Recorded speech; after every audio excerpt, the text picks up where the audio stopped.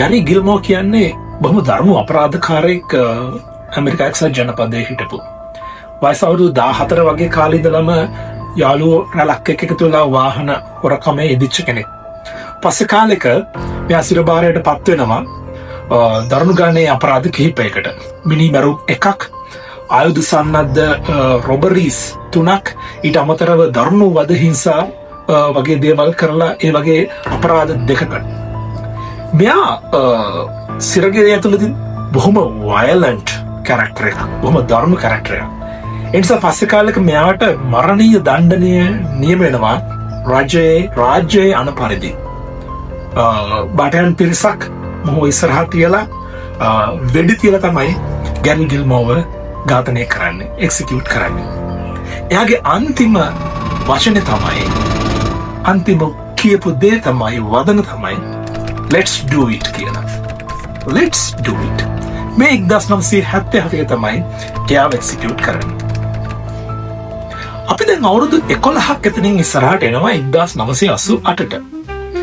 මේ කාලෙදී ජනප්‍රිය රීබොක් කියන බ්‍රෑන්ඩ් එක තමයි ඇත්ලටික්, එහෙම නැත්නම් ක්‍රීඩාවට අවශ්‍ය කරන ෂූස්, සපත්තු මාකට් එකේ බොහොම ඉහළින් හිටියේ. නයිකි එයාලට දෙවනුවයි හිටියේ. නයිකිලට තිබ්බ ඇඩ් ඒජන්සි එකක්, වීඩන් කැනඩි කියලා. කිකෝ ෆවුන්ඩර් තමයි ඩෑන් වීඩන්. එයා කල්පනා කර හිටියා නයිකිලගේ සියලුම ප්‍රොඩක්ට්ස් එකතු කරලා එක ස්ලෝගන් එක වදනක් නිර්මාණය කරන්න ඕනේ, මිනිස්සුන්ව ඉන්ස්පයර් කරන්න, ඇත්ලටික් කරන්න, නැත්නම් ක්‍රීඩා කරන්න, දුවන්න, පයින්න, මිනිස්සුන්ව මොටිවේට් කරන්න, එන්කරේජ් කරන්න හොඳ වදනක් ඕනේ. එයා බ්‍රේන්ස්ටෝම් කර හිටියා. අවසානයේදී එයාට මතක් වුණා මීට කාලයකට කලින් ඇමරිකාවේ එක්සිකියුට් කරපු මරණීය දණ්ඩනයට නියම කරපු ඒ ගැරි ගිල්මෝගේ අන්තිම වදන let's do it. ඒක මේ ඇත්ලටික් බ්‍රෑන්ඩ් එකකට කොච්චර ගැලපෙයිද කියන එක එයා දෙවරක් හිතලා එයා පොඩ්ඩක් ඒකේ ටෝන් එක, ඒකේ බර ටිකක් සොෆ්ට් කරා. just do it. අන්න එහෙමයි ලෝක ප්‍රසිද්ධ නයිකි බ්‍රෑන්ඩ් එකේ මේ නයිකිටත් වඩා සමහරක් කලාට ප්‍රසිද්ධ මේ ජනප්‍රිය ස්ලෝගන් එක just do it ලෝකෙට ආවේ. ඒකින් එයාලට ගොඩක් දේ කරන්න පුළුවන් වුණා. එයාලට ගොඩක් මිනිස්සුන්ව මොටිවේට් කරන්න පුළුවන් වුණා ක්‍රීඩාවට, ඇත්ලටික්ස් වලට එන්කරේජ් කරන්න පුළුවන් වුණා. ඔයා ජනප්‍රිය කෙනෙක්, ඔයා ප්‍රොෆෙෂනල් ඇත්ලීට් කෙනෙක්, ඔයා චැම්පියන් කෙනෙක් වෙන්න ඕනේ ඔයාට දුවන්න, පයින්න, ක්‍රීඩා කරන්න. ඔයාට ඕන වෙන්නේ ආරම්භයක් විතරයි. just do it. එයාලා ඒ මීනින් එක එළියට ගෙනාවා. මයිකල් ජෝර්ඩන් වගේ බොහොම ජනප්‍රිය ප්‍රොෆෙෂනල් වෘත්තීය මට්ටමේ ක්‍රීඩකයන් වගේම සාමාන්‍ය ඩේ ටු ඩේ අපි වගේ මිනිස්සු එයාලගේ ඇඩ්වර්ටයිසිං වලට එයා ගත්තා. වයසක අය, ආබාධ තියෙන අය, නොයෙක් අය එයාගේ ඇඩ්වර්ටයිසිං වලට අරගෙන just do it කියන ස්ලෝගන් එකත් එක්ක එයාලා කැම්පේන් එක ලෝකෙ පුරා ලොන්ච් කරා. ඔයාට ඕන වෙන්නේ ආරම්භයක් විතරයි. just do it. එහෙම මිනිස්සුන්ව මොටිවේට් කරන්න, එන්කරේජ් කරන්න පුළුවන් වුණා මේ ස්ලෝගන් එක.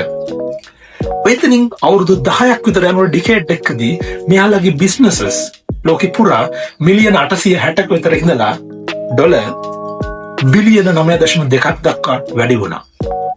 ඉතින් බලන්න එක ස්ලෝගන් එකක් කරපු හරිය. එයාට ඒ ස්ලෝගන් එකට ඉන්ස්පිරේෂන් එක ආවෙත් බොහොම අමුතු තැනකින්. මරණීය දණ්ඩනයට නියම වෙච්ච අපරාධකාරයෙක්ගේ අවසන් වදනකින්.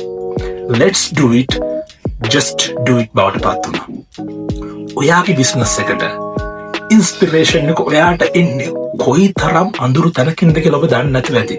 හැමතිස්සෙම බොහොම මේ හරි ලස්සන ඉන්ස්පිරේෂන් අහසින් එනවා, පොතකින් දකිනවා, ටීවී එකකින්. එහෙම නෙමෙයි.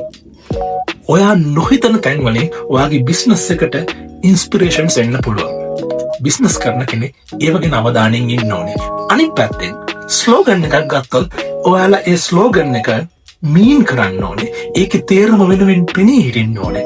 ඒ තේරුම එළියට කියන්න ඕනේ, මාකට් එකට කියන්න ඕනේ.